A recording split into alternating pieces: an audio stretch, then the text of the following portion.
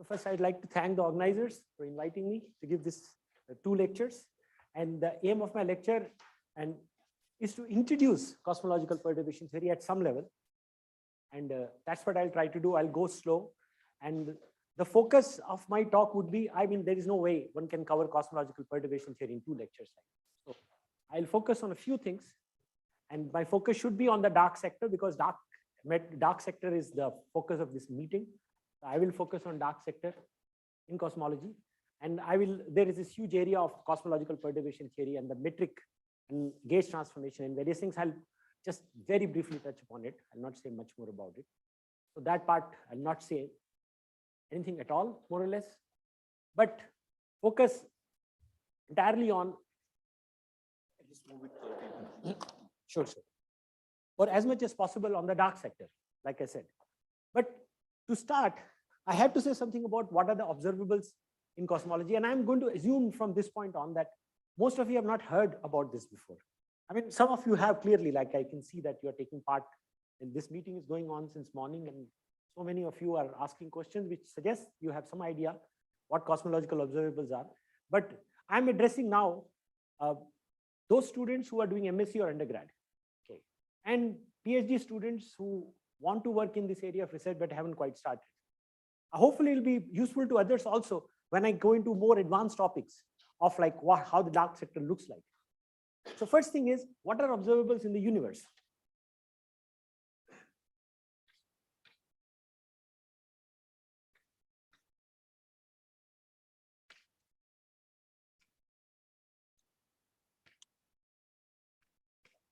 One thing, whenever you think you're confused about something, please stop me right then. Don't wait until the end. Right? You can stop me and ask me a question, right? Let it be like a class. So observables that we deal with in cosmology, the one I'm going to focus, one set of observables they deal with, for instance, supernova observations, right? We have all heard about supernova observations, which deal with the background universe, right? I'm not going to touch upon them at all. The background universe and how information about the background universe allows you to estimate cosmological parameters, right? For the background, our assumptions are that the universe is isotropic and homogeneous, right? And that is a word we keep using. It's isotropic and homogeneous. And isotropy and homogeneity allows us to interpret, for instance, data sets like the supernova 1A accelerate and how it tells you something about acceleration in the universe. I will start from the next stage. What happens when the universe is perturbed? So when you perturb the universe, basically it is homogeneous and isotropic. Some component of the universe, or you can say at very large scale, when you take all matter, smear it all over and construct a background model that's isotropic and homogeneous. But when it gets perturbed, the universe is statistically isotropic and homogeneous. So this is the concept which is important. Homogeneity.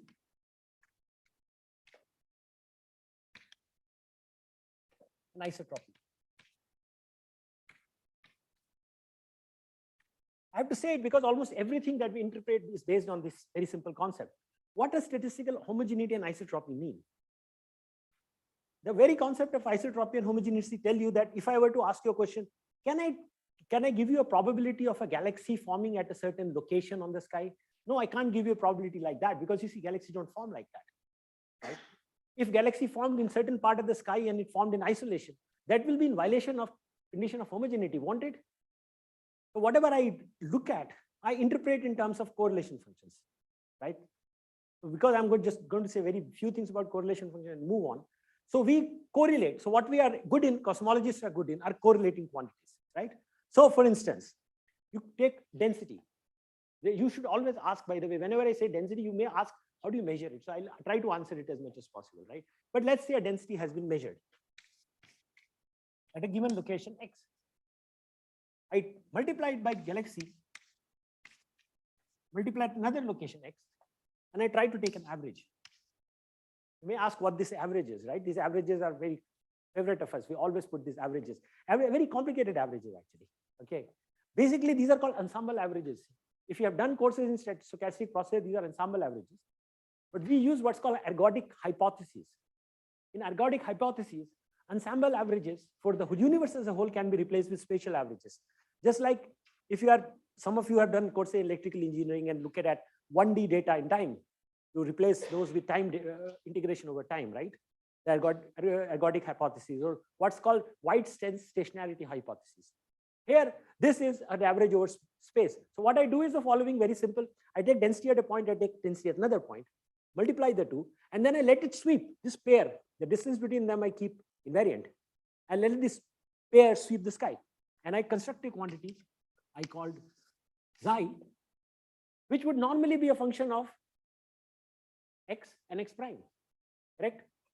How many variables are these? 6. But I say, no, wait, this is not possible. Homogeneity. Homogeneity means it cannot matter where you are doing this experiment. It can only be a function of the distance between the two, right? It's a function of distance between the two. And then somebody comes and says, nah, hang on, there's isotropy also. So it can only be a function of the modulus of the distance between the two. Homogeneity and isotropy reduces the problem from 6 variables to a single variable, right? By the way, observables in the universe are not statistically isotropic. There is something called redshift space distortion, but I'm not going to talk about it. For all intent and purposes, that's what it is. So we construct quantities like this. And when we are sort of tired of this, we try to correlate specific intensities on the sky, and that's what CMB is, right? We take specific intensity, we construct, for instance, temperature maps, right? And what do we construct from them? We construct quantities like this. Integrating the temperature maps using spherical polar harmonics over all angles. And it turns out the statistical isotropy and homogeneity of this translates to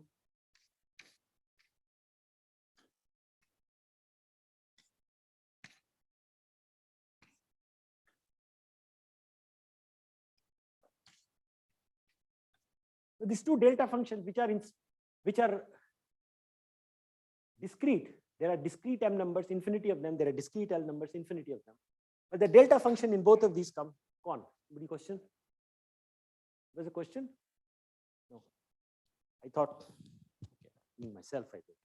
So these two delta functions, they come from the fact that on the sky, if you take 2 points and you slide it, the homogeneity gives you this LL prime.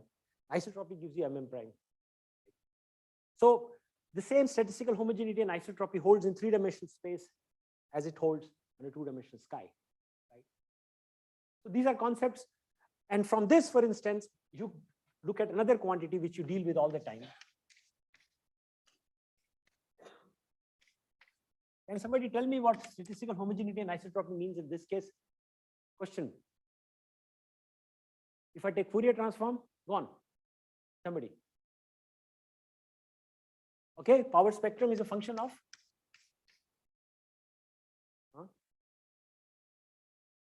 Is power spectrum a function of k minus k prime? It's a function of k. Is it a function of magnitude of k or the vector k? Magnitude of k. And is there anything else?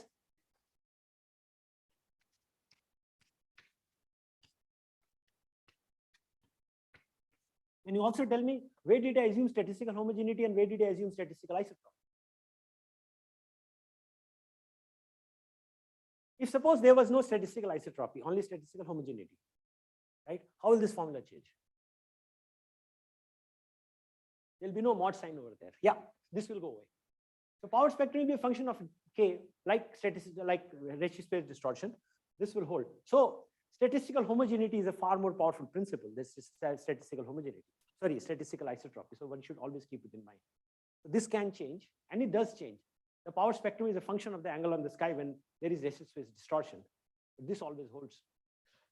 Statistical homogeneity is a far more powerful principle. Built on these principles are principles like Gaussianity, and I'm not going to say much about that. Like I said, it's a very quick introduction to observables, and I think I'm just going to move on from here, right? If there are any questions you have about this, you can ask me now, or you can ask me later also, okay? Because the way I'm planning this talk, this introduction would be brief. Is this point, are these points clear to people?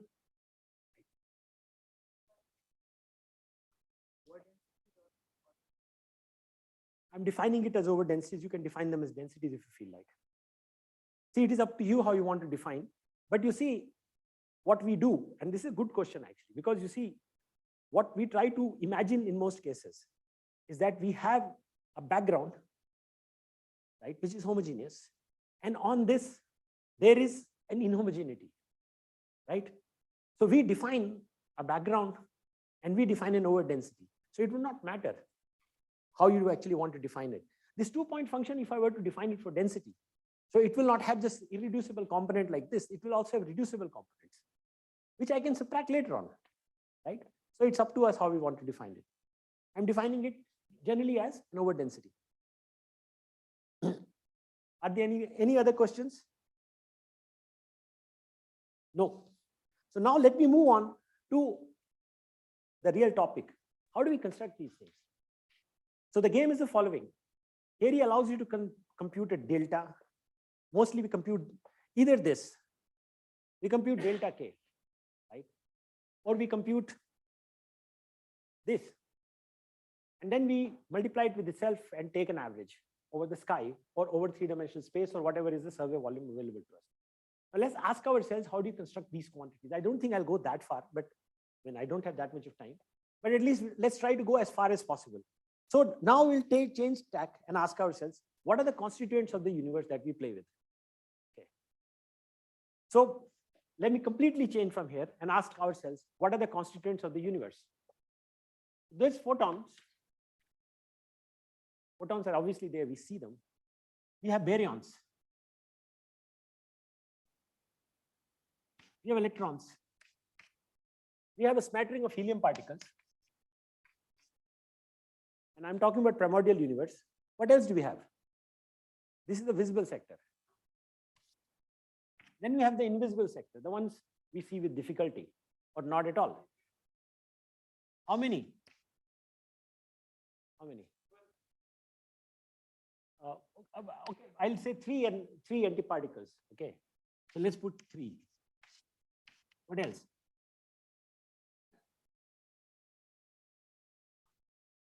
Charged particles have come here. CDM. Huh? Dark energy. Dark energy is there, lambda. Okay. What about neutrinos? Are these massless or massive? What do you think? Huh? They are massive. It could be massive, right? Because like the measurements do tell us that the delta m square between 2 species, this is minimum. I mean, this is of course equal to 0.05 eV square, right? So this is the minimum. The square root of that is the minimum mass that neutrinos have. At least neutrinos have at least mass of 0.05 electron volt. They can be more massive. Cosmology is sensitive to the total mass. A particle physics experiment measures the difference. The particle physics experiments have measured 2 differences so far, right? So these 3 neutrinos, the standard model neutrinos, at least one of them is massive, right? Maybe 2 of them are massive. Maybe all 3 of them are massive. We really don't know that, right? Fine. Lambda is dark energy. We call it dark energy. I will assume for the rest of my talk, it doesn't take part in perturbation. That actually happens in just one case and one case alone. If dark energy is general dark energy model, dark energy is typically modeled by defining the equation of state.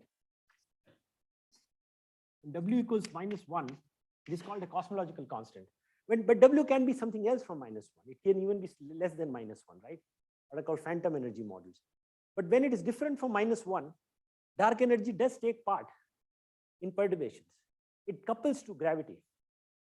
But when W is -1, it does not couple to gravity, right? I want you to show it to yourself. I mean, and the best way, I'll tell you tomorrow. I mean, the whole point is I don't have those notes with me. Left them back, right? Or I would have written that down, and you can show for yourself. And I'll give you the correct reference that this is indeed the case. When W equal to -1, the dynamics of the dark energy only affects the background. It doesn't affect the perturbed part component of the universe. So I will drop it for the rest of my talk. Okay, I'm not going to bother about dark energy, what dark energy does and what it doesn't do. It's fairly complicated in its own right, but given the fact that dark energy, if anything, only dominates during the present epoch or close to the present epoch, its effects are also expected to be seen around that. It probably doesn't play an important role way back in the past. Okay. So I will drop this. Dark energy I'm not going to consider. we are going to consider, and I'm going to focus mostly on this. How do we model this? Yes, go on. Why is curvature a matter component?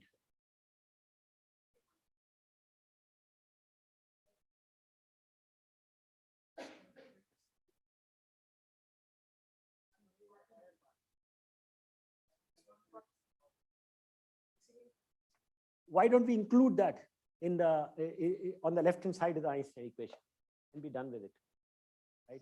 See, just like for lambda, we have the choice, right? Let's not call it particle. Let's not call it. Just let's include it as a part of the left hand side and be done with it, right? So possible. Why not? It's not important. Yeah, you're right. It could be spatially flat, but maybe it is not spatially flat, right? You see, that's also within the framework of models that we study, right? Sure, we can include it, but not here, right? So I'm also going to exclude lambda here. So we are going to focus on this. How do we model this, right? What about matter radiation? Well, I'm going to come to that. You'll see how it is modeled. Sure. Okay. So I'll not discuss so much this unless I find time. If I find time, I'll come here. Okay, because this is even more important. But given the meeting, the scope of the meeting, we'll discuss this. How do we model this? So first, let me now give you a sense of how much do we know about these things. So again, given the time I have, I will give you very quickly Planck results on these quantities.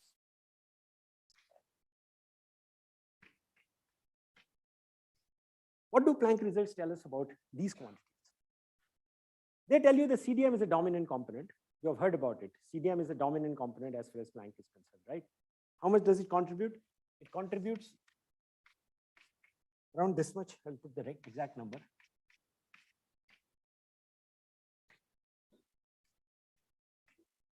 Put the error bar here to show Planck seems to estimate this quantity quite accurately. The omega C is basically C corresponds to CDM here, right? This is the energy density corresponding to the CDM component.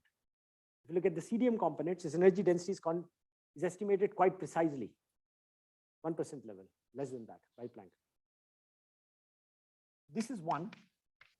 Second is the effective degrees of massless neutrinos. These are neutrinos which are massless close to the recombination surface. And again, it depends when you're doing with CMB. So again, I should say that when you're trying to estimate parameters from the theory, sometimes you take a single experiment, like CMB is this one experiment, and you just measure it from Planck.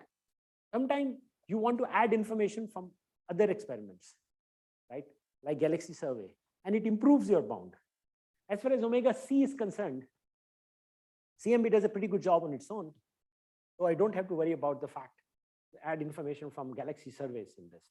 But I'll come to something where it will help. And effective, it doesn't make so much of a difference when you include information. It's around 2.99. I'll put some number here.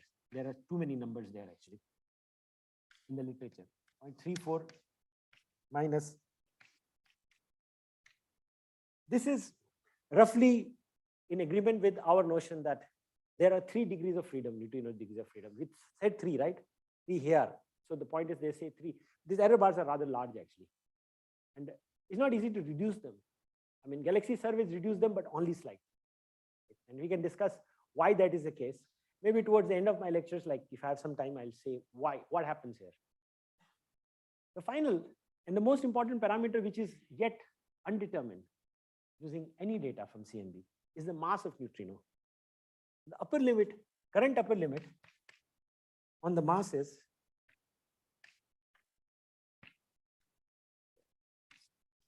this is CMB alone. Sorry. Let me be careful. This is CMB alone, and it's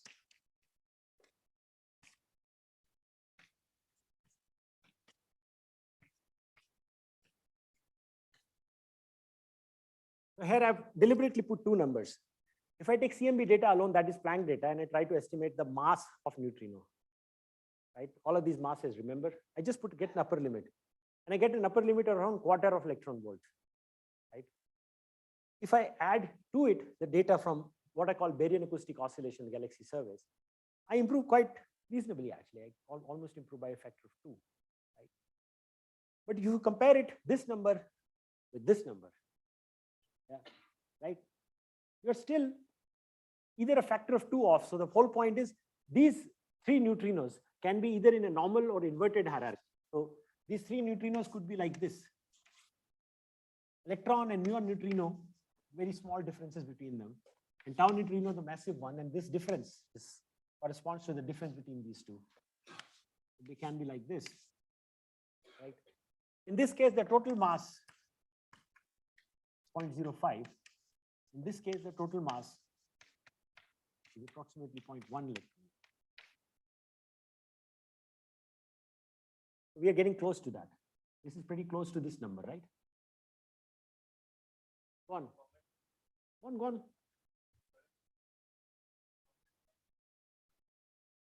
Yeah, I know. But the whole point is those bounds. I've seen that paper. Okay, so the point is like I'm just talking about CMB. So CMB comes there also. The point is they have added little more data. So you see, no single experiment actually gives you a bound as good as that. If you add quite a few data sets, like you push it all the way down to roughly this limit. So that's close to this limit. That's what it is. But like I'll not bother so much about that bound, because given the fact that it does use a lot of data sets, and the priors of those data sets do make a difference on how the bounds are computed. In fact, if you ask me, and if you say what are the upper bound and neutrino, I would say this. I will quote single experiment numbers actually for this. This is more likely. This itself using BO data, I mean, and that one uses other data sets also. Right? So we can discuss it, but it does not make so much of a difference. Right now, there are upper limits. And the point is, whether it's 0.09 or 0.12, we are getting pretty close to this limit, right? So, but that hasn't happened yet. So as far as the dark sector is concerned, we have good piece of information about it. We know something about cold dark matter component. We have pretty reasonable idea about the number of relativistic degrees of freedom. Particles relativistic at that time, last scattering surface. And we have reasonable idea about the upper bound and neutrinos. Right? Go on. Mm-hmm. Yes, that comes from the lensing part. In fact,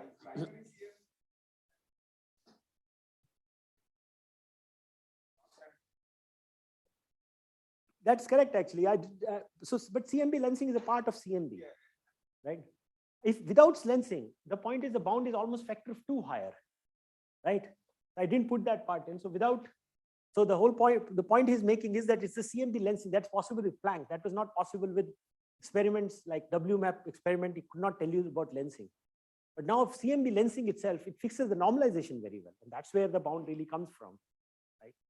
So it actually improves it. So if you take just CMB anisotropy, polarization and temperature, that bound is even factor of 2 higher than this. Right?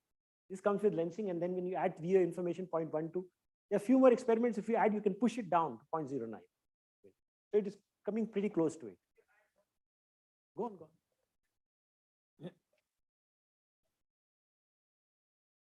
Mm-hmm.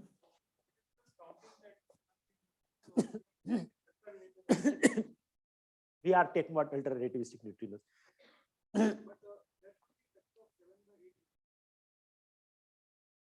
In the energy, that has gone into it. That's why effective, right? Yeah, so the whole point is you are saying 7/8 is the energy. When you compute the energy of a fermion, you get a factor of 7/8, right? And also the temperature of a neutrino.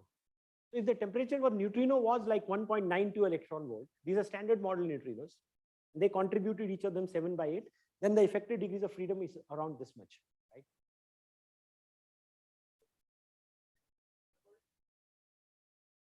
There are 6. By the way, that has also gone into the calculation, right? When you compute, so there are 3 left-handed neutrinos, and there are 3 right-handed antineutrinos. So there are 6 degrees of freedom. So actually, if you actually look at the calculation of the relativistic component in the universe, right? That factor goes in. That factor is 6. 6 into 7/8 into the temperature of the neutrino. All those things have been included. It's a convention.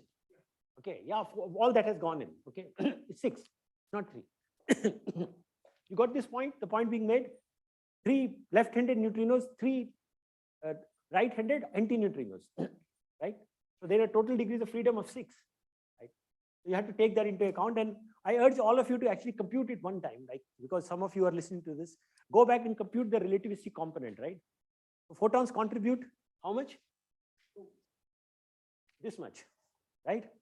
Neutrinos will contribute 6 into 7 by 8.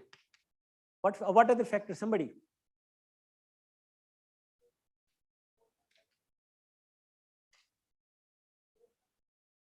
Huh? Sorry, 4 by 11.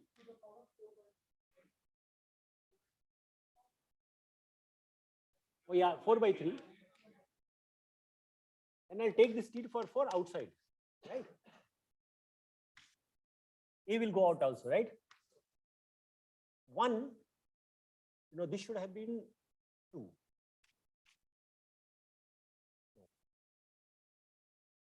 I'm getting confused. This is finite. 1.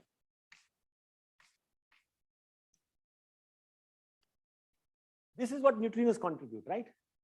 The 4 by 3, because you have to take the 4th power. So this is the temperature. 4 by 11 to the power 1/3 is the change in temperature of neutrino. You have to take that into account. 7 by 8 is a factor that when you go from boson to fermion, you get that factor. 6, you have to count all the degrees of freedom that are there, right? So this factor, neutrinos altogether, if you compute it, they contribute around 40% of energy density of photons. So this is still smaller than unity. You can check it, right? So please do this calculation one time, right? So this all has gone into computation of this effective degrees of freedom. Okay, so having said so much good story, let's now get to the details. How do we know any of this stuff? For instance, how do I know that universe is dominated by dark matter? So clearly, once you say the universe is dominated by dark matter, the first question you should ask it, what scales are there in the problem, right? So we have said, okay, there is this much of dark matter in the universe. At what scale? Whenever you talk about perturbed universe, what are the range of scales we have in mind whenever we say perturbed universe? So let's first look at those scales and then see what scales have actually gone into estimation of these quantities. I will wipe this out.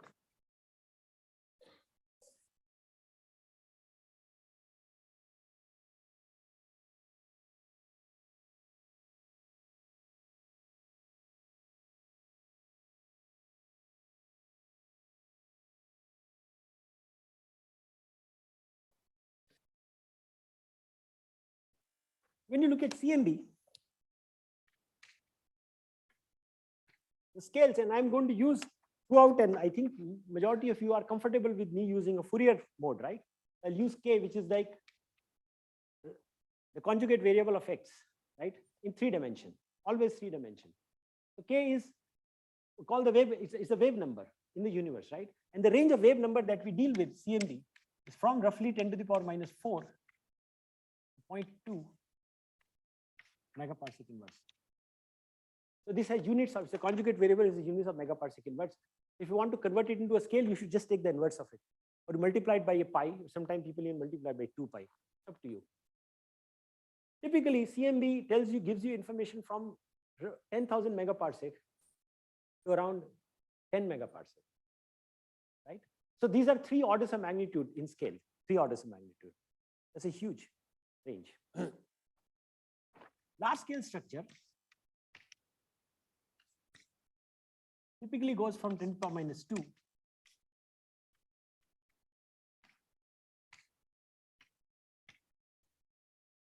again a scale which is around 0.2. Now this is a coincidence actually. You may ask, is there a reason why both of them go to 0.2? Does somebody want to explain this to me? Does somebody understand what I have just done? All right, guess why this goes to 0.2. Somebody. Speculate, don't worry. We're having a conversation. Huh? Yeah, between 5 to 10 megaparsec it is coming out to be, yeah. Why?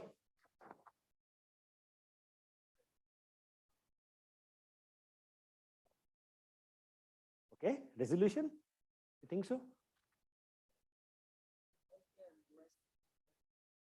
Yes, very nice. What is that scale? Can anybody tell me? Planck data. Somebody remembers that number? What is L max?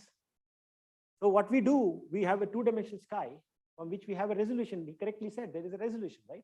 There is the largest L that you're going to have, right? Or the smallest angular scale you're going to have. L max, 2500. L less than equal to 2500, right? Everybody agrees, right?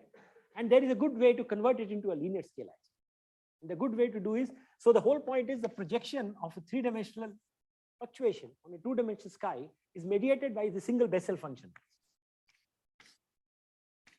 That is basically around this much. The single Bessel function mediates, does this projection. This is your L max, which is 2500.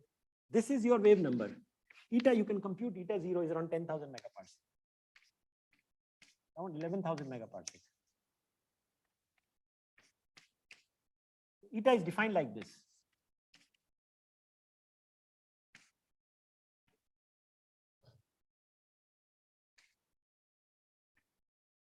You can compute this number.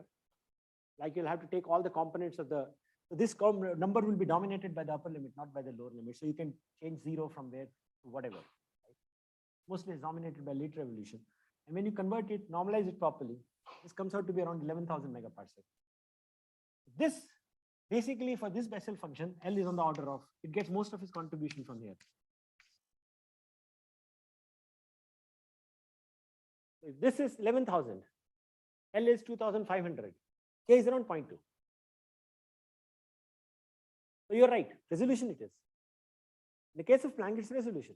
You go to a higher experiment with larger L, then there are such experiments, but not all sky. You go to L of 10,000, this will decrease. Right?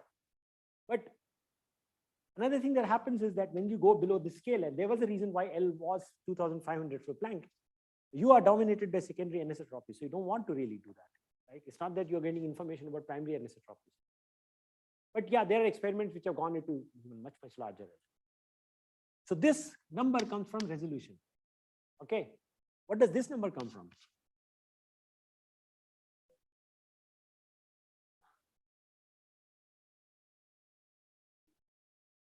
Oh, this is tens of megaparsec, by the way. When you multiply by pi by this is like much larger than the average separation between galaxies, easily. Something happens here. There is a reason this number is sitting here. Yeah, that's right. So this is basically at redshift of 0. This is the scale that is turning nonlinear. Okay, that's redshift of 0. This scale. So what we do typically is what we compute is what's called sigma 8. Okay, so the way we specified density perturbations at redshift of 0 is by computing this quantity called sigma at 8 H inverse, sigma 8, which is sigma computed at 8 H inverse megaparsec.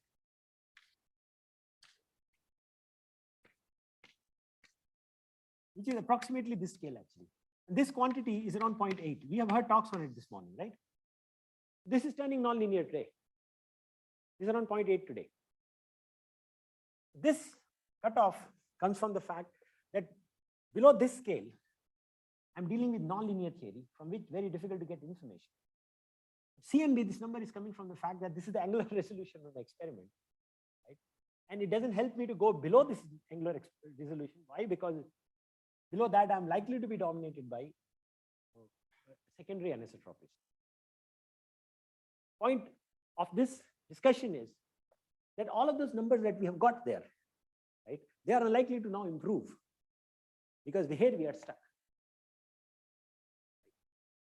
And this is an important lesson to take home, that you say, oh, I'm going to do a better experiment tomorrow and do a better job. Probably not, because you see these numbers will remain there. They're not going to improve. There will be some improvement in the polarization. But for instance, the numbers like neutrinos, and that's why I wanted to emphasize this will not really improve that much. It's not easy to improve these numbers because we don't have much to go by. Of course, we have other observables like gravitational lensing, cosmological gravitational lensing. It takes us to smaller scales than this, and Lyman alpha, which takes us to even smaller scales. But those are harder to interpret. These are clean observations, the cleanest observations in all of cosmology. Some of the cleanest in all of astrophysics, actually, especially CMB. So keep these numbers in mind. Whatever I've got so far is based on this range of scales. And point is, we have no idea what is below these scales. And that's where a lot of the new things that we talk about come in, right? What we do is we try to change things below these scales, right? For instance, we heard a talk this morning, right, about free streaming. I put a free streaming component, right? It can affect the power spectrum below this scale. So there is a lot of scales to be probed still, because when we go to higher redshifts, we will be able to probe scales like K is larger than this. And that's where a lot of theoretical modeling will happen and is happening as we speak. So let's see how we do that.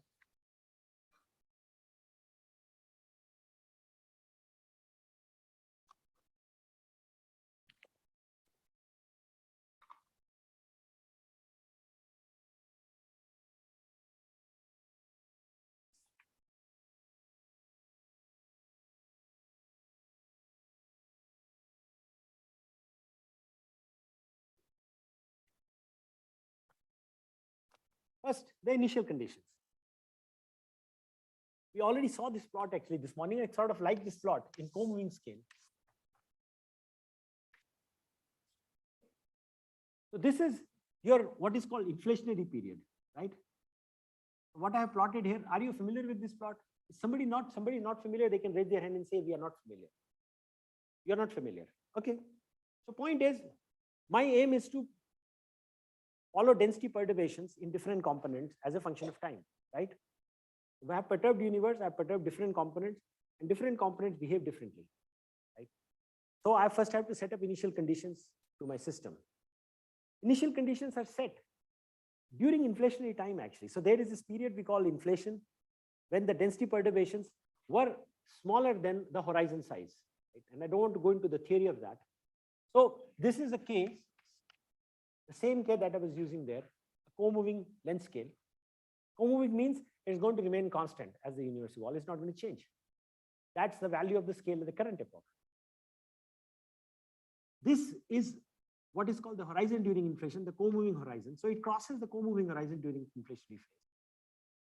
So this is an exponentially falling function. It's logarithmic actually. And this is typically increasing as t to the power 1/3. So this re-enters the horizon. So all scales that we see, to make sense out of perturbations in different components, we have to follow through two phases. A phase in which the perturbation leaves the horizon, and then when it re-enters it. So this is where it re-enters it. When we set up the system of equation that we solve, right? First thing, we set it up here. We set it up way after inflation has happened and stopped. The inflation, after it happens, the temperature is 10 to the power 15 giga electron volt or whatever, 10 to the power 10. Give or take 5, 6 orders of magnitude, doesn't make any difference. We really can't probe it so well. But when we set this equations up, we set it actually immediately after nucleosynthesis, which happens at redshift of a temperature. The temperature of the universe is 10 to the power 10 Kelvin. Right? It's a few million electron volt. But all the relevant scales in the problem that we deal with are outside the horizon. So it's actually an interesting thing. We set up our equations when all the relevant scales are way outside the horizon. And the way to specify it is to say k eta is much, much less than unity. When I look at the definition of eta, I want you to go and consider. Eta is actually the co-moving horizon. Eta is co-moving horizon. K is the co-moving scale. Product of the two is basically tells you whether the scale is larger than the horizon or smaller than the horizon. So when k eta is much, much smaller than unity, I'm here. I'm outside the horizon. So that's where we start our story. All the equations are set up here in the very early universe. And then they are evolved, and our task is to follow them through to after they enter the horizon and they evolve. So first story begins way outside the horizon. So let's ask ourselves, how do these different components behave outside the horizon, right? So horizon means this is the total distance light would have traveled from the beginning of the universe. That's what horizon means, right? So again, let's write down various components. Neutrinos are relativistic. Photons are relativistic. Whole dark matter is non-relativistic. But all of these components behave pretty much similarly outside the horizon. The reason is because there are two ways we are going to follow these components. One is using a macroscopic approach, using a perfect fluid, and I'll write down those equations. And the second is using a microscopic approach, using phase space distribution function, which also I'll write down. But outside the horizon, both these components behave more or less the same way, because every particle is fluid. So for instance, I speak to you and you can hear me. You can, because the wavelength of my voice or your voice is larger than the mean free path of the air particle. If it is not, my voice will dissipate before it reaches you, as it will in ionosphere. In ionosphere, actually, this doesn't hold. So ionosphere, you can't hear each other. So this is the largest wavelength. When k eta is much smaller than unity, your wavelength is actually even larger than the horizon size. Nothing moves faster than speed of light. So we have a very simple description of particles outside the horizon. That is why this question is often raised. Can I say anything about the initial condition in the universe? The answer to that is maybe sometimes yes, but most of the time no, because most of the components behave similarly outside the horizon. The real differences appear once they enter the horizon. Outside the horizon, they are more or less the same. What we try to do during this phase is to model the interaction between these particles with gravity. And we know that language for that, right? That is Einstein's equation.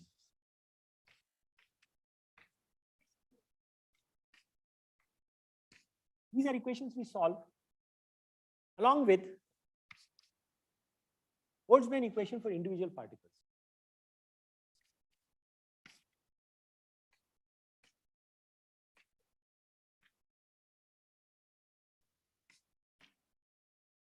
And I'll discuss Boltzmann equation only for the dark sector. So let's first try to understand what we are trying to do here. My focus will be a bit on the left-hand side, but mostly on the right-hand side. Right? Let's write down the components of this and ask ourselves what kind of information can we potentially seek by solving this set of equations. Right? Let's look at the gravity sector.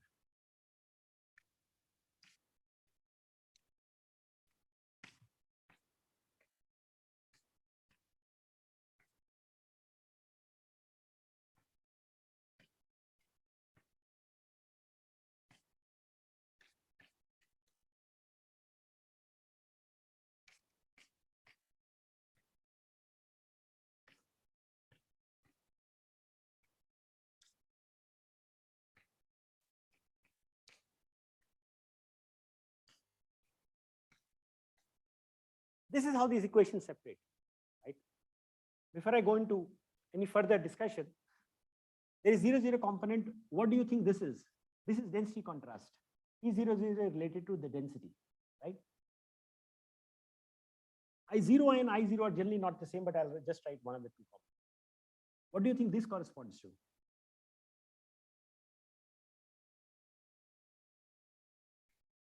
Correlation between what? Do others agree? There is no correlation here. You have to specify what that component is. What is the 0y component of energy momentum tensor? Yes, or energy flux. It is energy flux. And so this is related to energy flux. It's related to bulk velocity. Pressure is here, right? Third is the trace component of the energy momentum tensor, right? The trace is related to what? It's the pressure. But there is something new, something that you may not have come across before. When I is not equal to J, right? You have, this is called, yes, sometimes it's called shear. We tend to call it anisotropic stress. Okay. So all of these, so as far as Einstein's equations are concerned, when you want to solve Einstein's equations, you have to provide me with these 4 quantities, right? If I can provide you for each matter component that I have, and I have to sum over all the matter components here on the right hand side, right? Density contrast of each component, velocity, bulk velocity of each component, pressure perturbation of each component, and anisotropic stress of each component. And they all differ, right? So these are macroscopic variables in the problem, right? But sometimes I can't solve them like as microscopic variables. So first, let's try to describe, let me try to say how we describe these variables, right? So one way to write the energy momentum tensor is to write it in a perfect fluid form, which is something you are familiar with.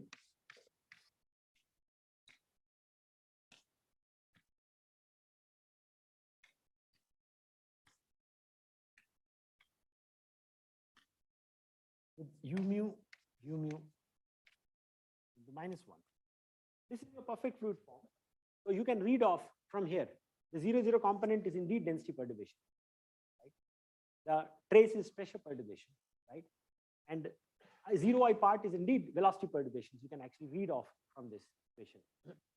This equation doesn't have anisotropic stress. Anisotropic stress actually identically vanishes for this. And the reason is because perfect fluid doesn't have anisotropic stress. Right? To model anisotropic stress, I must go to the microscopic description of the fluid. And that's what I'm going to actually do. And that is what we really need when we try to model the dark sector. In that case, the energy momentum tensor takes the following form.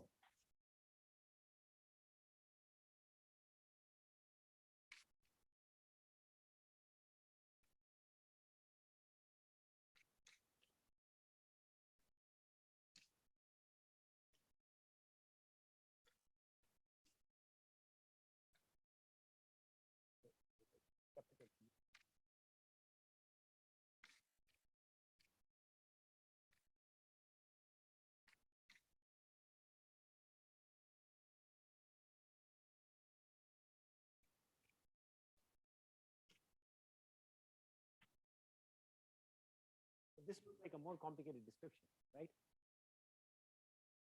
This is an energy momentum tensor of a set of particles. A set of particles could be interacting or it could be non-interacting, right? The choice of momenta, I'm going to discuss the choice of momenta in some detail. I have chosen momenta to be the lowercase momenta. These are typically in an expanding universe. These are the conjugate variables of the co-moving coordinates. So we take the lowercase p's always. So the square root of g has come in the denominator. So these are coordinate momenta. And this is a phase-space distribution function. So the game is actually about the phase-space distribution. You may ask, okay, what is a phase-space distribution function? Fact is, I don't know that, right? Because for neutrinos, for instance, the phase-space distribution function is a fermion. We believe it's a fermion of a certain temperature, and we know how to model it for the standard model neutrino, right? What would it be for an axion field, for instance? The boson, but what would be the distribution function typically? Look, we have been talking about ULA since morning. Let's ask ourselves, what kind of distribution, how does it behave? Does it behave like hot dark matter or cold dark matter? Cold dark matter. What kind of distribution function do we expect for cold dark matter? What? Huh? No, don't tell me the form. You tell me, okay, what do we expect them to be relativistic or non-relativistic? Non-relativistic. Okay, so how can a particle which is 10 to the power minus 22 electron volt be non-relativistic?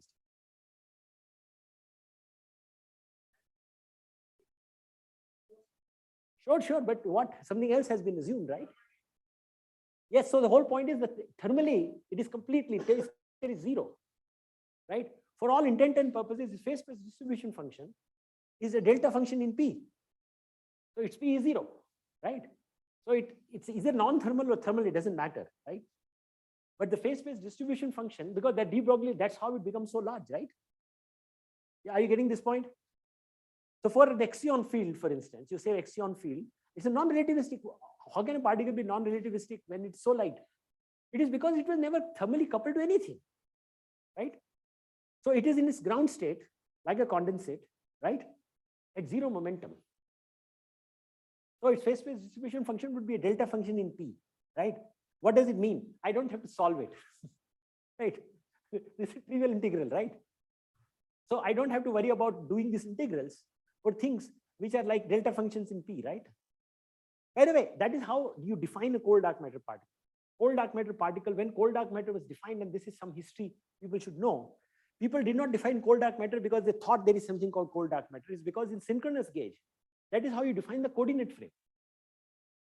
You have something called a synchronous gauge, in that you define a coordinate frame definition of coordinate frame was one in which the particle is at rest if you put it at rest there.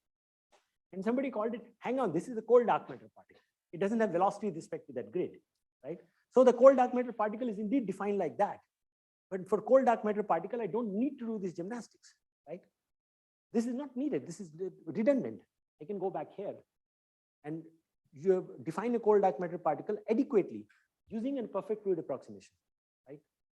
This is needed clearly for particles which are going to go from being relativistic to non-relativistic. Clear? If the particle was or remain relativistic throughout, like neutrinos. So that is where I need this description, a complicated description. And given the fact that, and there is a lot of research, and that's what we had a talk in the morning about a phase space distribution function being non-trivial, right? So this could be a non-trivial thing for many class of dark matter particles. So let's try to understand this.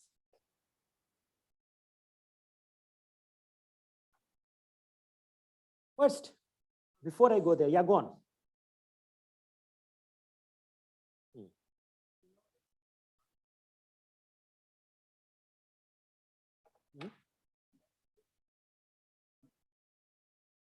That has happened because the object has formed. Velocity of cold dark matter particles is not zero even otherwise in Milky Way. So see, bulk velocity is not zero, remember? So the whole point is it's not, basically when the phase space distribution will mix after nonlinear evolution, all these quantities would be non-zero, right? In the linear perturbation theory, we are doing cosmological linear perturbation theory. The velocities are identically zero to start with, right? They acquired bulk velocities from gravitational interaction, right? And they will acquire thermal velocities when you will look at a Coates-Grain distribution function. You're looking at a highly complicated object, which is Milky Way. So of course they will.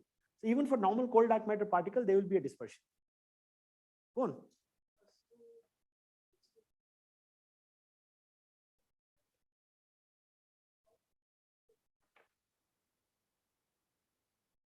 You say it again?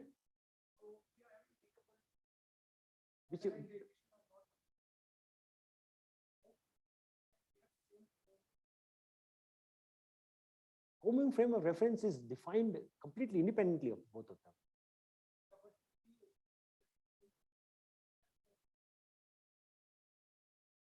No.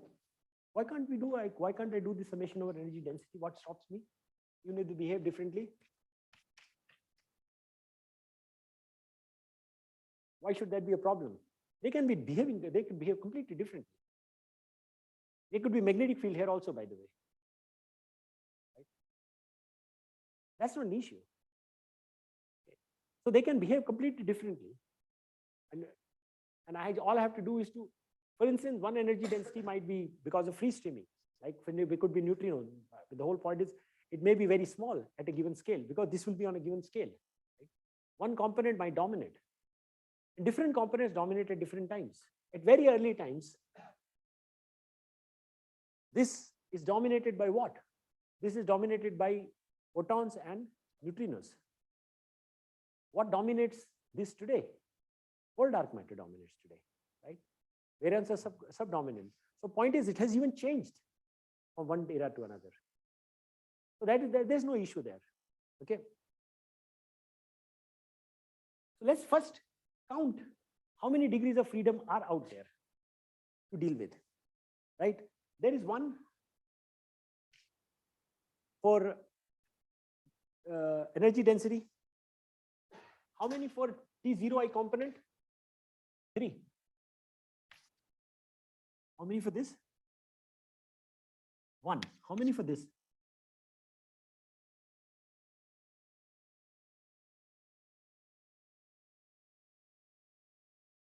Careful. This is traceless component. Let's say this is traceless. Okay, let's not say I equal to J. This is traceless. Because I will put traceless there. I have the choice of doing that. So let's say this is a traceless component. How many degrees of freedom here? 3. This is a symmetric tensor, right?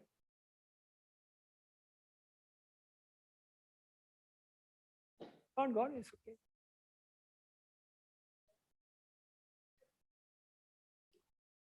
Three-dimensional symmetric tensor. How many degrees of freedom? Yes? -1 because of traceless part. 5. Total is 10, right? It should count to 10, right? Agree with me? Now I'll do a further decomposition, right? Which is, so let me first talk about metric perturbations also, and then I'll do a further decomposition, but you all agree with this. There are these 10 components we have to provide from whatever matter we have or whatever fields we have, right? To the left-hand side, to the metric perturbations, right? Let me also say something about metric perturbations. And let's count these 10 there also, and then we'll come back to the decomposition of this further.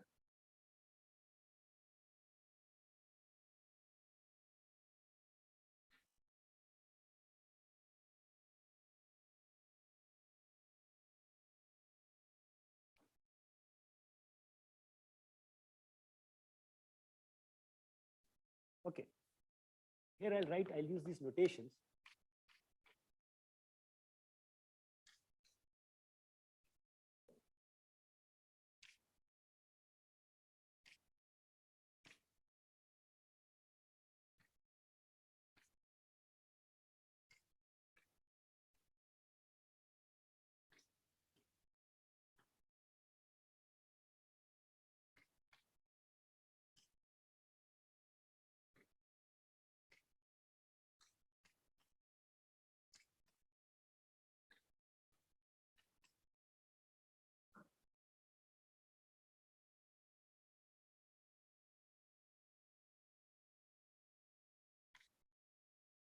The general metric perturbation can also be written in this form.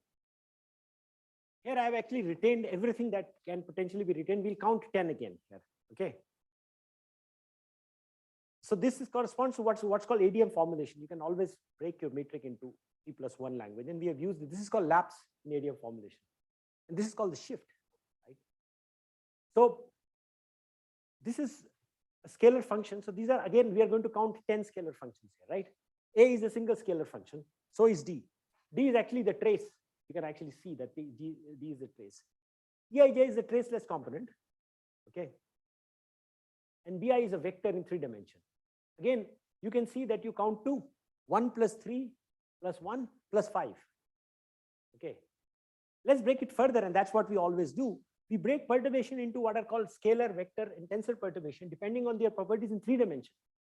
After you have done 3+1 split, you always change, you define a variable. You never think about relativity after that. You say, okay, variable is defined in 3 dimensions, but it's a function of time. It's convenient to think this way, right? And that's how these variables are actually written. So based on the property of the rotational, how these quantities behave under rotation in 3 dimensions, we define what's called scalar perturbations, vector perturbation, and tensor perturbation. So let me do that. Bi can be written as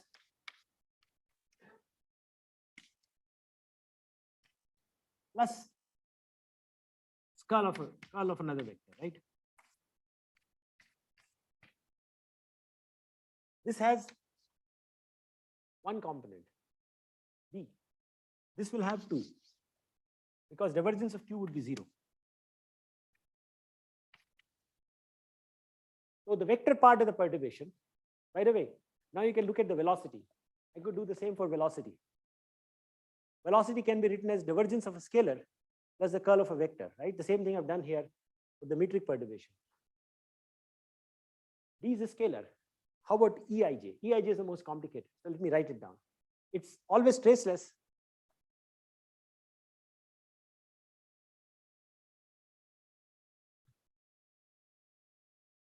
So Eij can be written as Eij scalar plus Eij vector plus Eij tensor.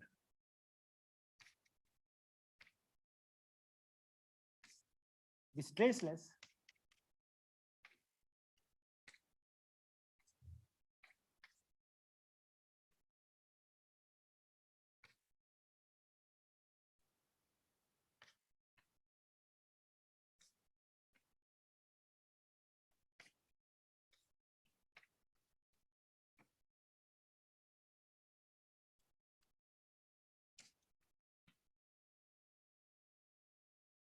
Can you actually see this construct?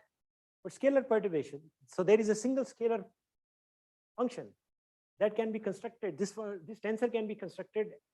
It's a traceless tensor. You can actually see it's traceless. This is by construction. So there is a single variable in the problem. Here there are two. The vector part of this tensor can be written in terms of a vector which is divergenceless. So there are two more components here. How many components actually remain here? There are two. One here, one here. That's another one is tensor. Can you tell me what additional condition this tensor component will satisfy? Traceless it is. What other condition will be satisfied? What will it correspond to here?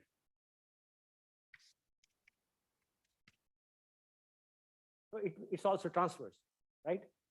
This will get rid of, so you start with, generally it will have 6 components, right? All of them have 6 components. This is 1, this is 2, this is also 2. 3 you'll get rid of by this condition. 1 you'll get rid of by the traceless condition. Okay. And you can see these components of matter break exactly the same way, right?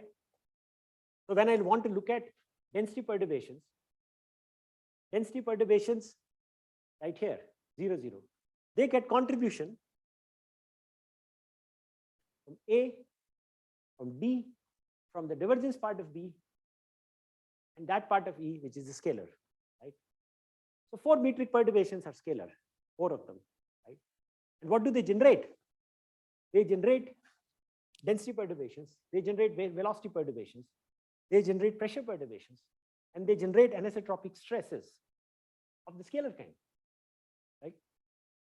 What about vector perturbations? Vector perturbations do not give rise to density perturbations. In fact, a question was asked about dark matter particle being vector, right? So if a vectorial quantity was responsible for the observed structure in the sky, for instance, in CMB, our entire thing is basically curl of velocities. That's all we are seeing, or anisotropic stresses. Vector perturbations do not create density perturbations. So that part, first equation, it doesn't source, right? You need scalar perturbations, okay? So this source is not there. It will source curl component of velocities, and it will source anisotropic stresses of the vector kind. What do gravitational waves generate or are influenced by? What you generate is what actually affects you also, right? What is your source in the beginning? Do gravitational waves generate density perturbations? No, they don't. Do you generate velocity perturbations of any kind? Nope. They only generate anisotropic stresses of the tensor kind. And that's the only source gravitational waves actually have. Okay. So in case you have, so for instance, what you observe, like CMB anisotropies, you can rightfully ask, am I observing scalar perturbation, vector perturbation, or tensor perturbation? By the way, they all behave differently. Your interpretation will totally change based on whether they were scalar vectors or tensors. Our current theory is that these are scalar perturbations. That's our current theory, right? Which dominate. And part of it is tensor perturbations contributed by primordial gravitational waves. Part of it could indeed be vector perturbations, but that part we do not know yet. We have never detected it. Difficult to detect it also. It does not have a unique signature. Something scatters off a particle and it comes towards. Whether the divergence of that velocity was 0 or no, from that observation is sort of difficult to say. From polarization measurement, you can actually say, what, let me not go there. So this, at least now we are able to see what the description of the system is. I'm going to only study the scalar part of the perturbation, which also means that my focus from this point on would be on density perturbations, velocity perturbations of the divergence kind, pressure perturbations, and anisotropic stresses generated by scalar perturbations.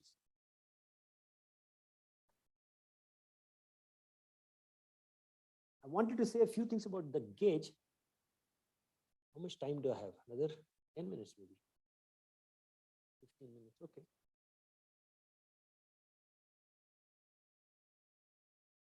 Okay, I'll say it in words.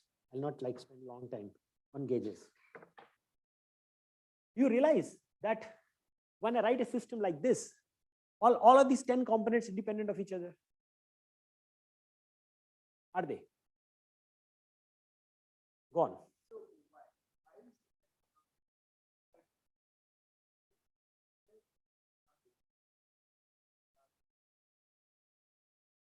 Yeah, I should have said that actually. Thanks for reminding me.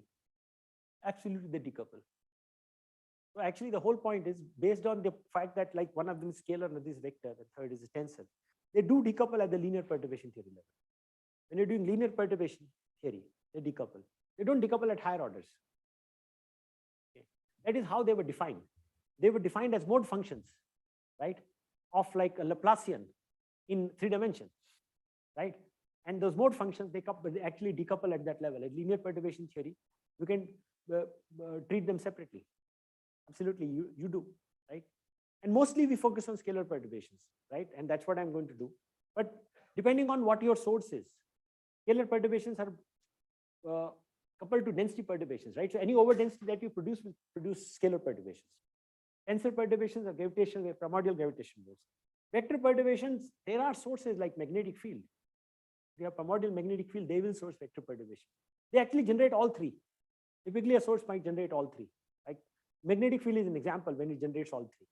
So you have to like keep projecting it, different components of it. So next question. I've written a perturbed metric here, and it has 10 components. Are all of them independent? Could they all be independent? Huh? No, there is something about general relativity. Think. Because in general relativity, there is one thing, is that I can actually do a coordinate transformation, right? And the content, the geometric content is independent of the coordinate transformation. Is that not true? Is that right or no? Say yes, right? I mean, we can check that, right? I mean, I can do a coordinate transformation, and I know that, I mean, I can write a metric in a very complicated looking coordinate system where it looks so profound, but the point is I change the coordinate system and it looks simple. Mostly we do it the other way around. We find the simple coordinate system and write everything in it. Here we are doing it the other way around, right? Okay, let's write the most complicated form. So let's ask ourselves, how many of these components will go away when I were to use that coordinate freedom that I have to transform my matrix? So I can go to another coordinate system in which some of them should not be there. It doesn't have 10 degrees of freedom. How many degrees of freedom there are?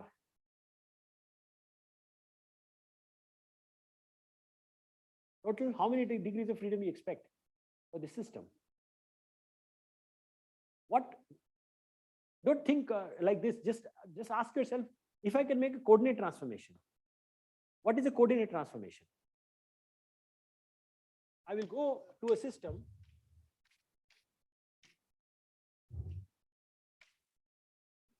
There will be 4 functions of space and time, right? Will define coordinate transformation for me. 4 functions. How much will I reduce by? Reduce by 4. So this would be actually 6, not 10. And I can see from where will I reduce? Let's ask the next question.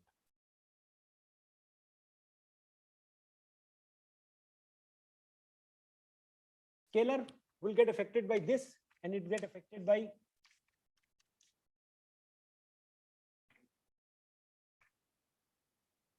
total divergence will affect it, and 0 will affect it, right? Scalar will get affected by 2. Vector will get affected by the remaining 2 from this vector, right? I'll knock off 2 from scalar. I'll knock off 2 from vectors. And how many from gravitational waves? None. They're already gauge invariant. Okay. So in fact, what we can do is we have a choice. We can make the coordinate transformation and explicitly show that this is indeed always possible to do that. I can start with 4 scalar degrees of freedom and reduce them to 2. Similarly, I can start with 4 vector degrees of freedom and reduce them to 2. And that basically is there. The information is already there here, the way I choose the coordinate transformation. But a single vector transformation is not going to change my tensor. So that's already gauge invariant. You're happy. Now we have a choice of choosing a much simpler metric than the one we have chosen. Okay. So let me make that simple choice and move on, because I don't want to say anything more than that. I have enough things to do. One thing that one can do is put this equal to 0. Mixed components are always complicated. Okay, so I'll put this equal to 0, and I'll put this equal to 0. What remains is called Newtonian conformal gauge. So it's a choice of a coordinate system. I've chosen a coordinate system, which is called a Newtonian conformal gauge, where there are only 2 scalar degrees of freedom, and it's only studies, I only want to study scalar perturbation. So I'm going to call this phi and I'm going to call it psi and move on. Okay. This will be a perturbed metric. I'll not try to justify. So you may ask, after you do that, are you actually doing it the right way? Isn't it possible that I can do another coordinate transformation and something new will come? The correct way to do it is the following actually. There's a formal way to do it. It's actually not really a formal way, it's semi-formal way. You can write everything in terms of what's called, you may have heard something called gauge invariant perturbation theory, right? Gauge invariant perturbation theory allows you to write everything in terms of gauge invariant parameters actually, variables. And after you write everything in terms of gauge invariant variables, you then pick your gauge. And after picking the gauge, you show that the gauge doesn't leave any residual degrees of freedom. It's a bit of a go on.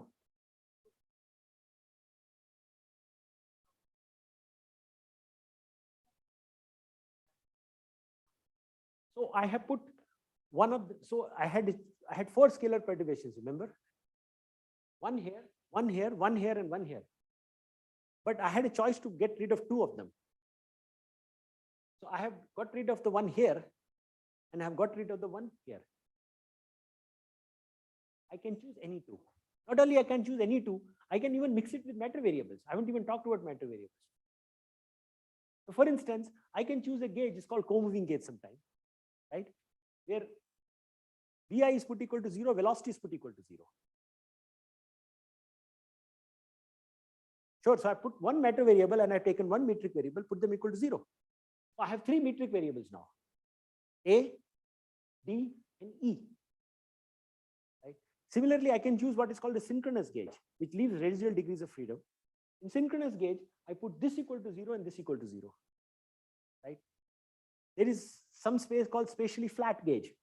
This is equal to 0 and this is equal to 0. So there are as many gauges as number of people. Actually, it's not that bad actually. After all, how many can we use? But quite a few of them. And strangely enough, they all have some meaning to the context. They are not being chosen arbitrarily by people. There is a context to why they are chosen actually. In early universe literature, there are at least 3 gauges which are all the time used. But the kind of things I'm talking about, we are generally content with using a single gauge. So I'm using the gauge which is most popular in all of literature of later evolution of components in the universe, which is called Newtonian conformal gauge. Here I have put this equal to 0, this equal to 0. Rest were non-zero.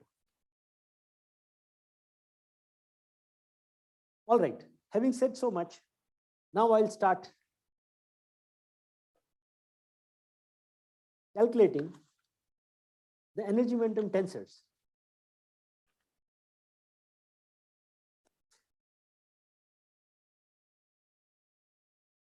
So before I solve these equations, I have to work out the right-hand side components, right? And that's what I'll try to do now, right? For a general particle.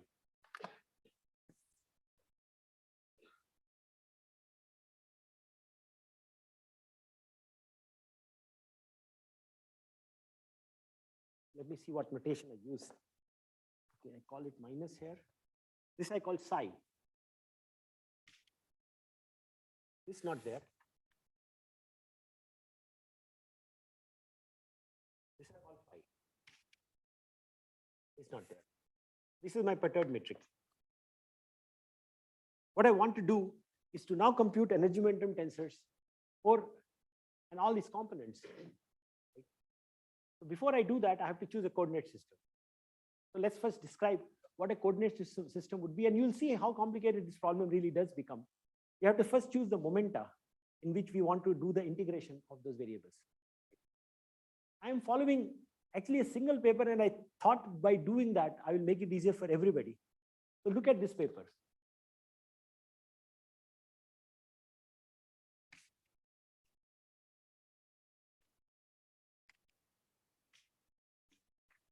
In 1995, it's called Cosmological Perturbation Theory. I mean, convenient name actually. Right? It's by Mayan Bhatchinger. It's in 1995, and it's a well-known paper. This was one paper in which this treatment was done quite consistently. This was written in 1995. Because many of the early papers did not take into account neutrinos as well as they should have actually. This was the first reasonably consistent treatment of it. And this paper is like generally followed by most people who are looking at this problem. Right? For cosmological perturbation theory for gauges and all, I suggest you look at this.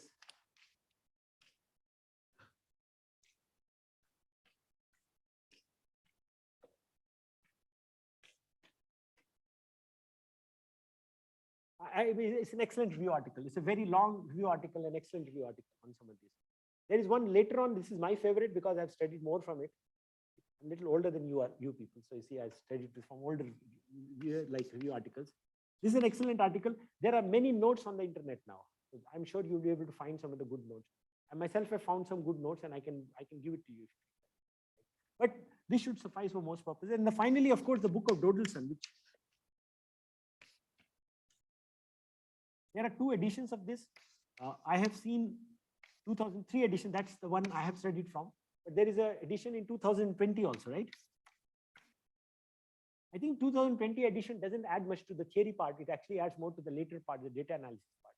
Most of it is to do with data, actually. There's so much has changed in CMB physics now. But you can look at either of these 2 books, and it has an excellent discussion on gauge, short discussion, but actually an excellent discussion, even though it is short. So some of the things I was talking about, gauge and all, like you can look at this or this. This is the paper I'm going to follow for describing the dark sector, the massive neutrino and its limit to massless neutrino as well as cold dark matter. I'll do a little more than this, but I follow the notation of this. So let's first choose the variables.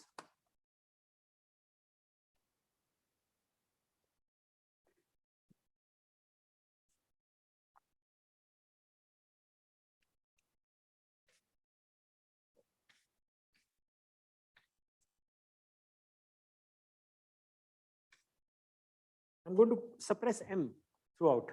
So Pi and Ui I'll write without M being unity. Similarly, of course, I can write. These are variables I'm going to actually use. The lowercase I. One thing that I'm going to use is first the fact. Please go on.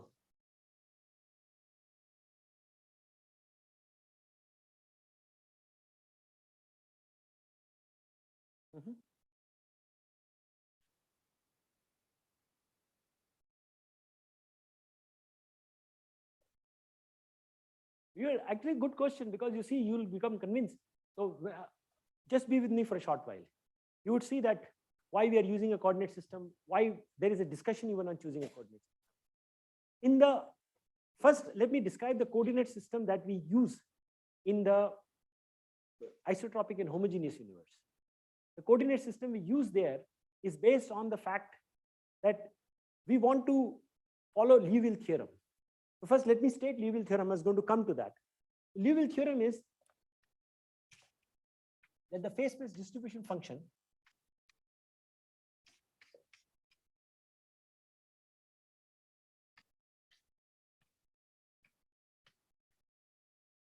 Dn is actually an invariant, right? It's the total number of particles in a given phase space volume, right?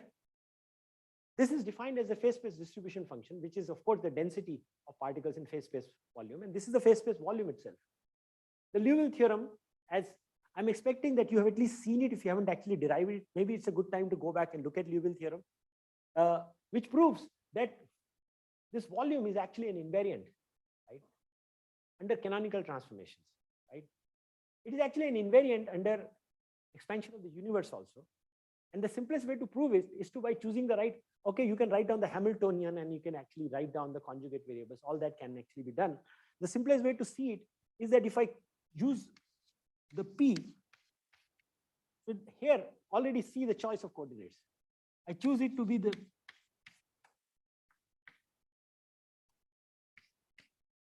lowercase p. This is conjugate to the co-moving coordinate. Okay. Why is this coordinate of good choice? Because this is actually an invariant. This is actually constant under expansion. In fact, you can show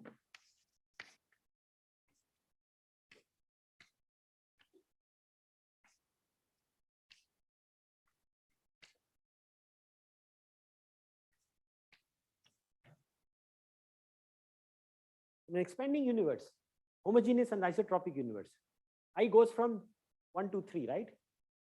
What is the right hand side?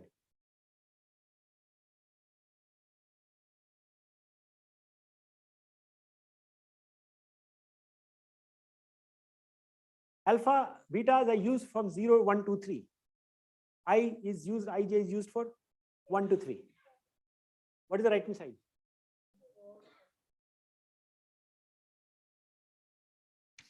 It is 0 irrespective of that. Why? Why is it 0? It's only on the time. Metric will depend on space only when perturbation is included. So when metric is only a function of time, this one is actually 0, right? So the lowercase momentum is actually conserved on the particle trajectory for an expanding universe. So you can see the choice of coordinate system is motivated. So now you can see if that same lowercase p is the conjugate variable to the co-moving coordinate, right? In the co-moving coordinate also, it doesn't expand, right? Co-moving coordinate is fixed. This is fixed. Co-moving coordinate is fixed, right? The volume is fixed. The phase space volume is actually fixed. So in this coordinates, when you define phase space distribution function in these coordinates, right? By the choice of coordinate itself, you show that the phase space distribution function is invariant on the particle, right? But that only for an expanding universe. Sorry, for a homogeneous and isotropic universe. We may want to choose different coordinates when the universe is perturbed. And the reason is because the choice of momenta is no longer easy. Physical momenta now differ substantially from what the co-moving momenta was. This was actually related to co-moving momenta. This was the co-moving momenta. But it no longer will be the case because in this case, the right-hand side will not vanish. Okay. So one has to spend a little more time. So choice of coordinate, clever choice of coordinate is motivated even when you are working with homogeneous and isotropic universe. Now we have to be even more careful. And you'll see why we actually are so careful about choosing a coordinate system. We could choose whatever coordinate system we want. There are at least 3 to 4 different coordinate systems that have actually been used to solve this problem. Okay. So it's not that everybody uses the same coordinate system. That's why I gave you an exact reference. Mind Bachchingar, this is the coordinate system that everybody uses ever since they used it, but they were not the first, right? So all the codes, any one of you is going to go inside a code and try to actually change things. They would use that coordinate system. Every single numerical code that has been written to solve this equation use the same notation. That is why it will actually help you if you look at it. So starting from cosmics these are the people who wrote cosmics. This was the first numerical code to solve CMB anisotropies, written in 1995. CMB fast followed this, then followed by what is called CAM and class, and there are many other codes. And all of us have our own codes also for solving this problem. But this notation we do follow because it's convenient, and you'll see why it is convenient. So phase space distribution function is of course conserved on the light trajectory, on the particle trajectory, even when there is gravitational interaction between particles, because the left-hand side is an invariant, right? Unless you destroy or you create particles, the distribution function is actually an invariant. And that is our starting equation for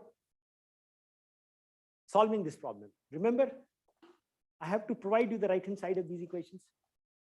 And to provide right-hand side of these equations, I have to carry out the complicated integrals over momenta, which I haven't even defined yet. But what equations do phase space distribution functions of these particles follow?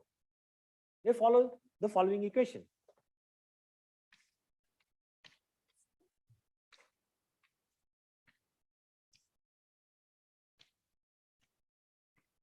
This is 0 unless there are collisions. If the particle is not interacting, the right-hand side is 0, right? So this is the same equation we solve. For CDM, we don't have to solve this. We can solve it for CDM, but we don't have to solve it. CDM is much simpler. I can use a macroscopic picture right in the beginning. Massless neutrino, massive neutrinos, photons, baryons. We have to use this form. Baryons also I can simplify a lot. So it's the same picture. I'm going to, from this point on, because I said I'm going to focus on the dark sector, right? If your sector is not dark, it's interacting like baryons and photons, the collisions are there, but I'll not have time to do that. I'll put equal to 0. To write this equation, I have to choose a coordinate system. So let me use a coordinate system. First use it, then define it.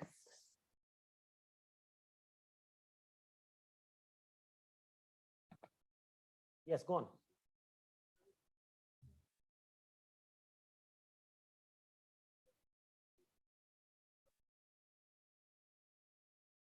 Let's give an example. Something else will.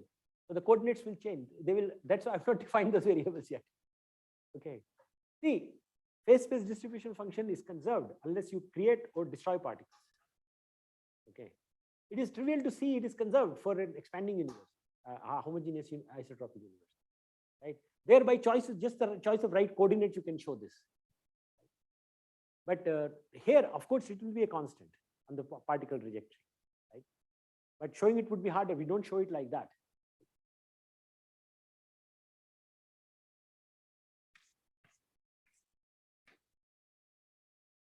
You can use tau or you can use eta, because tau is used as conformal time by Mayan Bhatshinger. I'll continue to use that notation.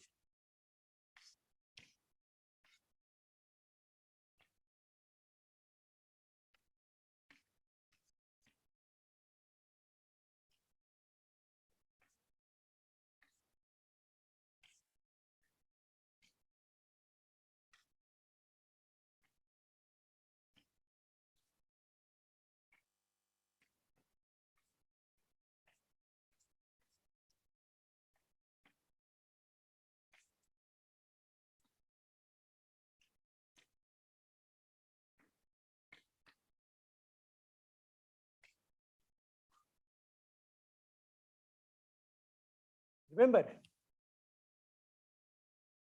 phase space distribution was a function of x in time.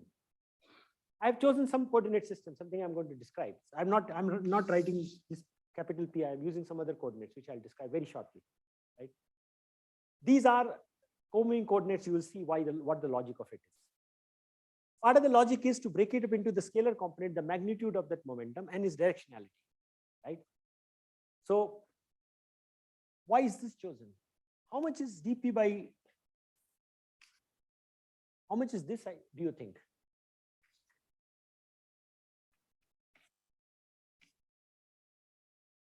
How much is this? Huh?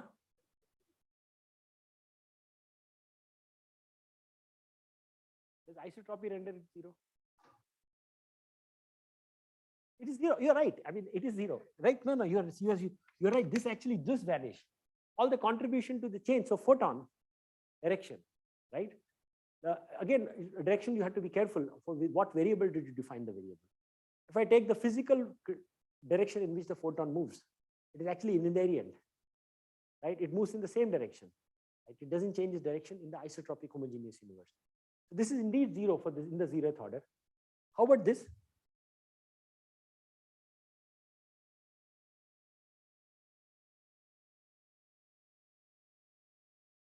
Does everybody get that point? Very nice.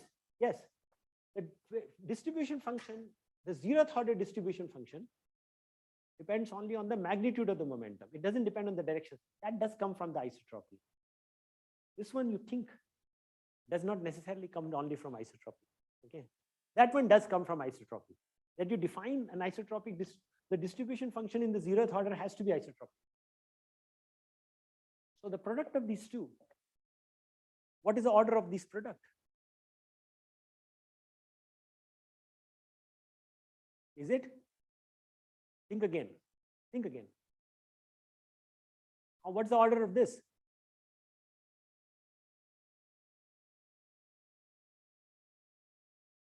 Say something. Don't talk to each other. Say it like, let everybody hear.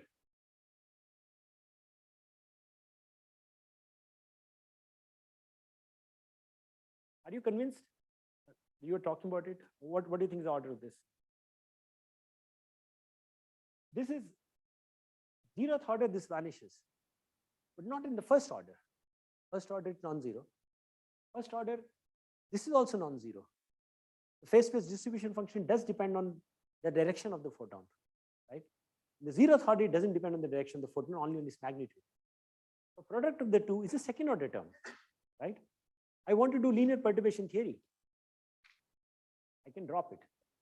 That was the reason for writing this, right? Now let me define Q, the variable that our favorite Q. And let me also define Qi, right? The direction in which the photon is moving, but we are already, based on what our intuition is, our understanding, we are able to drop one term. Right? Okay. Run out of time. 6 o'clock. I've run out of time. So maybe I'll stop now, and then we will connect tomorrow again at the same time, 4:30. Do you have any questions? Like,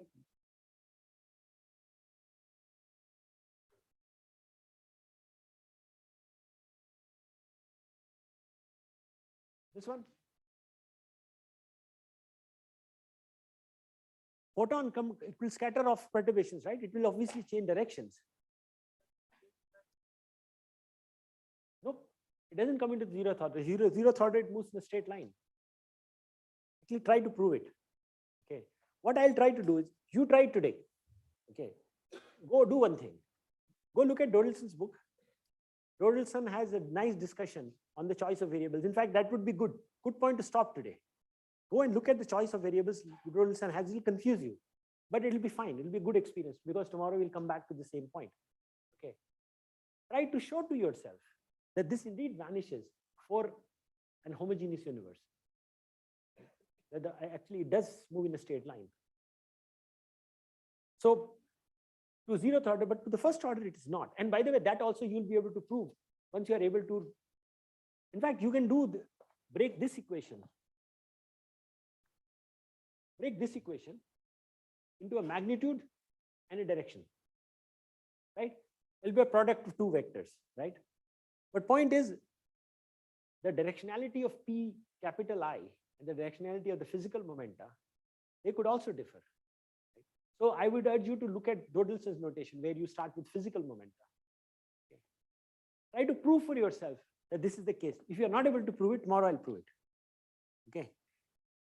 Try to prove for yourself. An expanding universe, homogeneous universe, this is indeed true. The directionality of a photon doesn't change. But of course, you'll be able to prove that in first order it does. Of course, it will in first order. Because the right-hand side is very complicated in the first order, right? Yeah, go on.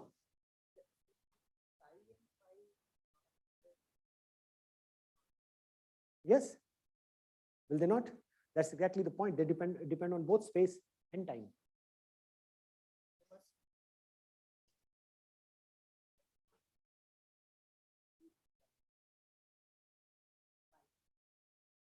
Where do you think that comes from? That comes from linear perturbation theory. You see, this is actually a question you have asked. Is actually a very subtle question in some way.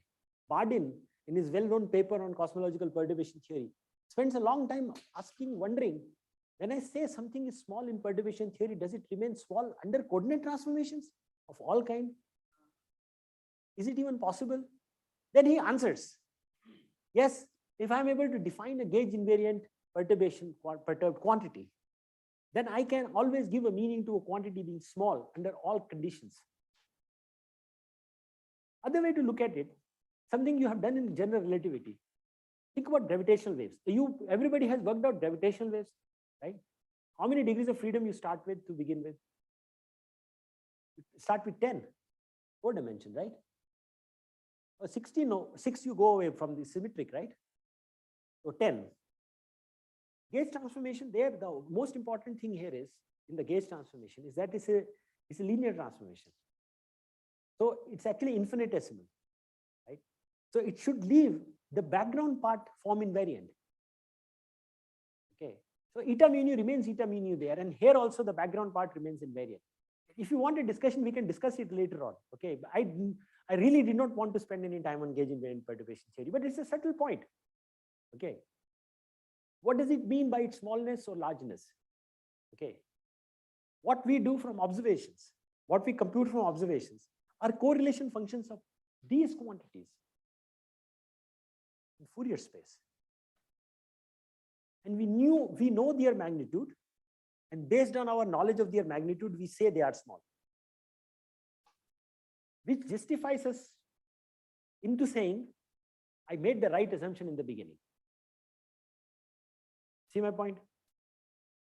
So the dimensionless quantity I construct out of the correlation function of these quantities, that's around few times 10 to the minus 9 actually. Okay. Yeah, but is this linearity, should it hold under all conditions when I make a coordinate transformation, right? Could it be that some source term, you see, there is another thing is that these quantities are calculated by solving a differential equation. Is there a solution in that which will take it to, which will break the assumption? And that is where most of the discussion, so it has, these terms have two sources, as Bardeen discusses. One is anisotropic stress, the other is called entropic perturbations, which I'm not going to discuss. Okay. Can they become large in the early universe? So one thing Bardeen manages to show to everybody's satisfaction, at least until now, 40 years have passed, is that all those terms do remain small under general conditions at super horizon scales in the beginning. And the smallness of this is also assured later on when we compute observables, which also are tiny. Did you get the appreciation of the question that was asked? How do you know it's small? Yeah, we assume it is small, but you see, we have to justify it with observation. We justify it both with observation as well as within a framework of a reasonable theoretical framework, that its sources remain small at super horizon scales in the early universe, right? So whatever sources we take, so Bardeen takes many sources, they are small. I will show you what at least one source, the neutrino anisotropic stress, that is small indeed. Okay. So to the best of our understanding, this is okay. But will it always be the case? Don't ask me. I mean, under all the general conditions, I don't believe complete proof exists for this statement. This is the consensus within the community, what I've told you just now.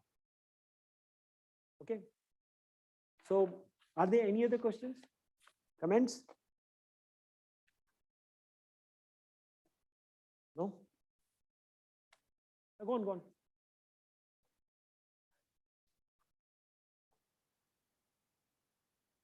Which one? This one? Yeah, it is free streaming in the sense like it is a free particle. I mean, it is not interacting with any other particle. Okay, suppose it was interacting with some other particle. Suppose it was not free streaming. This would still be zero in the 0th order because interaction only affects the first order. The interaction itself is 0th to 0th order because suppose photons and electrons are, suppose this is a photon, it's interacting with electrons, right? So what happens is to the 0th order because of the conservation laws, that term goes to 0. So the distribution functions, only the perturbed distribution functions are affected. So this would be true even when particles are interacting. Right? Because the conservation. No. It is not 0 in all orders. No. If it is free streaming, it's not 0 in all orders. It is only 0 in 0th order. In first order, when it is free streaming, see, even when the particle is free streaming, it is feeling the effect of gravity. The direction is changing, right? It is changing its direction because large scale potential is affecting it. So it does affect free streaming is a misnomer, a bit of a misnomer. Because when particle free stream, we implicitly assume it is not affected by any potential, and you can show that it's generally a good assumption. Once a particle starts free streaming, and I'll show it tomorrow. I'll write down those equations, right? But it's not strictly true. So it won't be. But point is, like I answered more than what you are asked me, that suppose it's interacting. Will that be true? To 0th order, it still will be true because interactions do not affect 0th orders. 0th order, the conservation laws ensure that the phase space distribution functions, right, do not change. To first order, they change. This is generally true.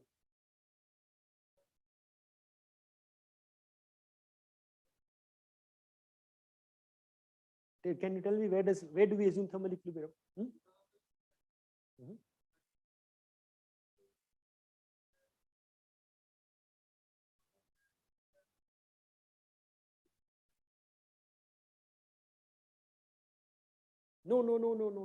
Actually, I urge you to work that out from Brodelson's book. Okay. So point is, there is this chapter 4, I think, somewhere, where he talks about electron photon system. Okay. So electron photon system, this is explicitly worked out there. So there is no assumption about equilibrium distribution or nothing. It is basically comes from the fact that electron photon system, when they interact, there is a conservation law, right? Something is conserved. Momentum is conserved, energy is conserved, right? And phase space distribution functions have to obey those conservation laws, right? So there is a forward reaction and there is an inverse reaction, right? Both of them are happening. To the 0th order, they cancel. And that comes completely from conservation laws. By the way, this will always be true, actually. So it has nothing to do with equilibrium or anything. It is coming from a conservation law, actually. And there's a deeper principle in physics, actually. It has nothing to do with CMB also. In statistical physics, these equations are called, they're called Boltzmann equations in statistical physics also, right? The general Boltzmann equations are highly nonlinear equations. You only solve the linear counterpart of it. You can show from a general principle, which is there, derived in kinetic theory of Lendl-Lifshitz, actually has a full discussion on this, why this actually happens. Okay. So from very general argument, you can show to 0th order it will not affect. First order it will. First and all the higher orders. No, it's a completely general principle. Right? Look at Lendl-Lifshitz. I'm not sorry, Lendl, sir. If you're still, you want to go further than that, go to physical kinetics. There is this well-known book by Lendl-Lifshitz called Physical Kinetics. The first chapter itself discusses some of these things. What are Boltzmann equations, right? There are integral constraint, various things that happen, but it's a general proof there. More general proof than given by a single interaction. Any further questions? Comments? Yeah, please.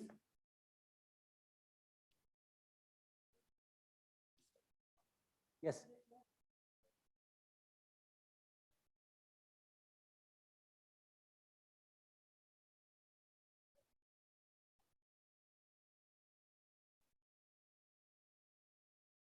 No, in this case, what actually happens is, by the choice of, so the proper way to do it is to write down the Hamiltonian for the system. Choose the coordinates and find its conjugate variable, right? So what we do is, when we do that, our xi is a co-moving coordinate. Co-moving coordinate, the dx doesn't change. D cube x is invariant for the co-moving coordinate, right? It's not changing. And this conjugate variable is this dp. dp1, dp2, dp3 are the conjugate variables of the co-moving variable. The co-moving variable doesn't change as the universe expands by definition, nor does this. So in fact, product of them, of course, is a constant too, because they don't change individually. So the whole point, the point I was trying to make is by just the choice of coordinate, you have to choose the right coordinate and you can actually see it. By the way, it is independent of choice of coordinate, by the way, right? You don't really have to write a Hamiltonian for doing it. You can, okay, let me ask this question. Suppose I use physical coordinates and physical momenta, what will happen? Somebody tell me. d cube x, d cube p. Physical momenta, choose physical momenta and choose physical density, physical grid. What will happen to physical grid?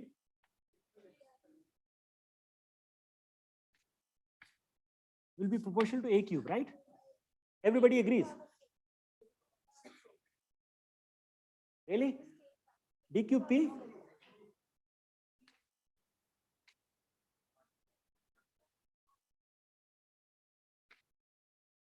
Correct? Do you remember this derivation?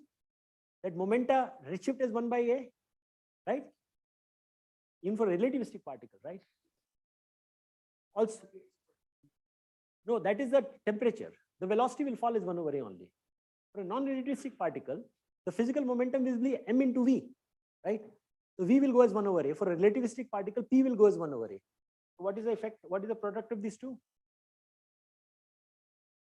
So you can show it using many methods, right? That the choice of these coordinates is not important, right? This will be true, but it's best shown using these canonical variables. Okay. Does it answer your question?